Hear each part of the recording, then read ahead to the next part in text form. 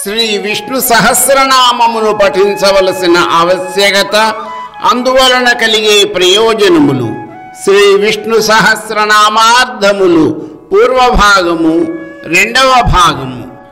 అసలు శ్రీ విష్ణు సహస్రనామమును ఎందుకు పారాయణ చేయాలి? ఈ ప్రశ్నకు సమాధానము రామదాసుగా ప్రసిద్ధి చెందిన శ్రీ కంచర్ల గోపన్న తన దాశరథి శతకంలోని 2 పద్యములలో ఈ విధముగా వివరించారు.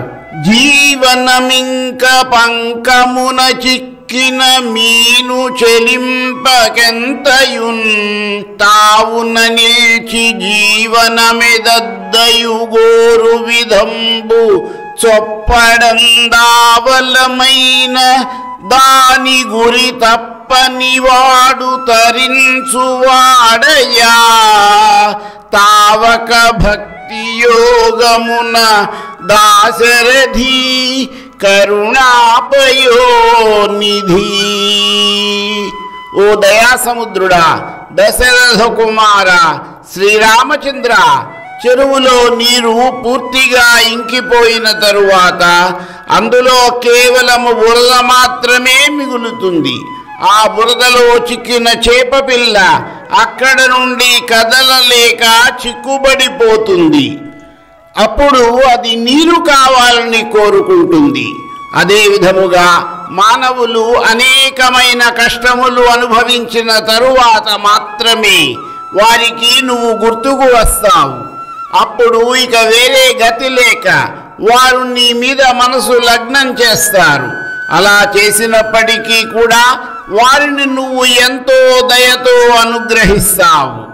మరొక పద్యమును వివరిస్తూ శ్రీ రామదాసు పోరి బొరిసేయనైతినని పొక్కినగల్గునే గాలి చిచ్చుపై జరలిన వేళ దప్పికొని కీడ్పడు వేళ జలంబు కోరి తత్తరమున ద్రవ్వినం గలదే దాశరథి కరుణాపయోనిధి. దశరథపుత్ర రామ, నీవు దయాసముద్రుడవు. శరీరానికి వార్ధక్యం వచ్చిన తరువాత అయ్యో ఇప్పటి వరకు ఏ పుణ్యకార్యములను చేయలేకపోయానే అని ఎంత బాధపడినప్పటికీ ఏమీ ప్రయోజనము ఉండదు కదా.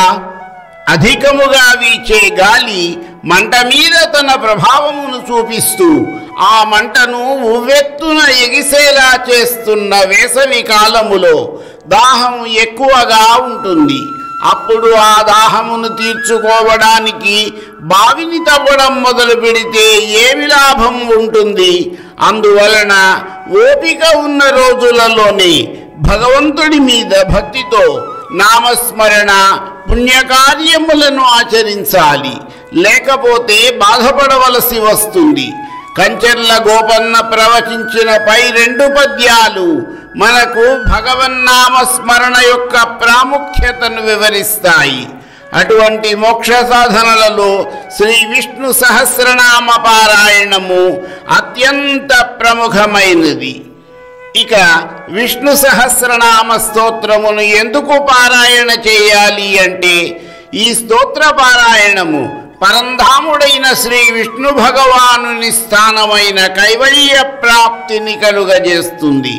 పరలోక సంబంధమైన ఈ ప్రయోజనంతో పాటు ఇహలోక సంబంధమైన ప్రయోజనములు కూడా ఏమైనా ఉన్నాయా అంటే, పరలోక ముక్తిని సైతము ప్రసాదించగల పరమాత్మునికి ఇహలోక సంబంధమైన వాంఛలను ప్రసాదించడము ఒక ఘనకార్యమా?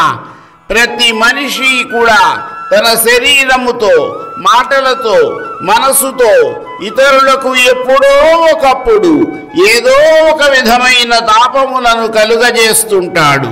వాటి నుండి అతనిని రక్షించగలిగినది శ్రీ విష్ణు సహస్రనామ స్తోత్ర పారాయణము.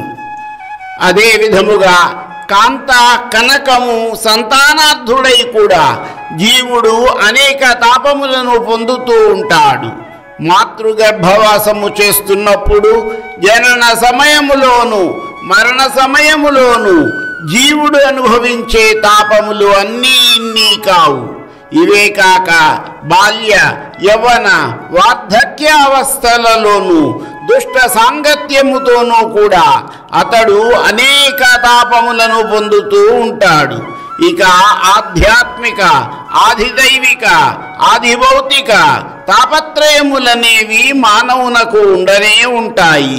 ఈ తాపములన్నిటి నుండి ఉపశమనము పొందడానికి మానవునకు గల అత్యుత్తమమైన సాధనము శ్రీ విష్ణు సహస్రనామ స్తోత్ర పారాయణము. శ్రీ విష్ణు సహస్రనామ స్తోత్రము భీష్మునిచే ధర్మరాజుకు ఉపదేశింపబడినది అన్న విషయమును మనము ఇప్పటికే తెలుసుకున్నాము. కురుక్షేత్ర యుద్ధం తరువాత మార్గశిర మాసంలో అంపశయ్యకి చేరుకున్న భీష్ముడు ఉత్తరాయణ పుణ్యకాలం వచ్చే వరకు తన మరణం కోసం వేచి చూశాడు.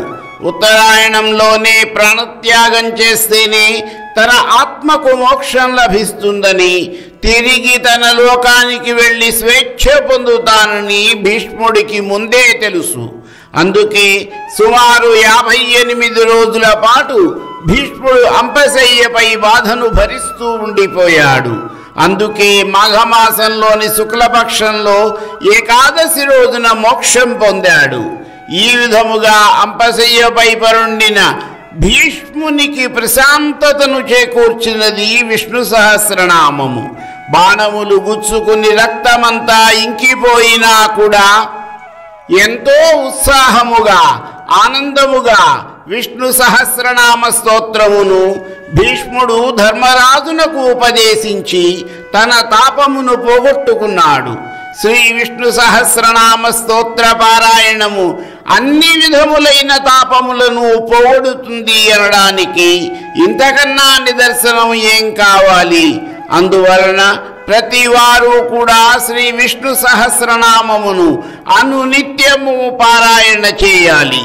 ఆ విధముగా పారాయణ చేయలేని వారు కనీసము ఈ స్తోత్రమును శ్రవణము చేయాలి, అనగా వినాలి. ఈ విధముగా చేసిన వారు అహమును పోగొట్టుకొని ప్రశాంతమైన ఆనందకరమైన జీవితమును అనుభవించి అంత్యమున శ్రీ విష్ణుదేవుని సన్నిధిని పొందుతారు. ఇక ఈ వీడియోలో చివరగా మీకు ఒక ముఖ్యమైన విషయమును వివరించాలి. ఏ విషయమునైనా దాని యొక్క అర్థమును తెలుసుకుని ఆచరించినట్లయితే దాని వలన కలిగే ప్రయోజనము అపారంగా ఉంటుంది. శ్రీ విష్ణు సహస్రనామములలో గల నామములకు అర్థములను తెలుసుకుని గనుక పారాయణము చేయగలిగితే దాని వలన మనకు కలిగే ప్రయోజనము అమోఘము. అందువలన శ్రీ విష్ణు భగవానుని కృపతో శాస్త్రముల అధ్యయనంతో నేను గ్రహించిన విష్ణు సహస్రనామముల అర్థములను వివరించడానికి సాహసిస్తున్నాను. ఇక తరువాతి వీడియోలో శ్రీ విష్ణు సహస్రనామమును కొత్తగా నేర్చుకునే వారి కోసము సాధ్యమైనంత నెమ్మదిగా వినిపిస్తాను.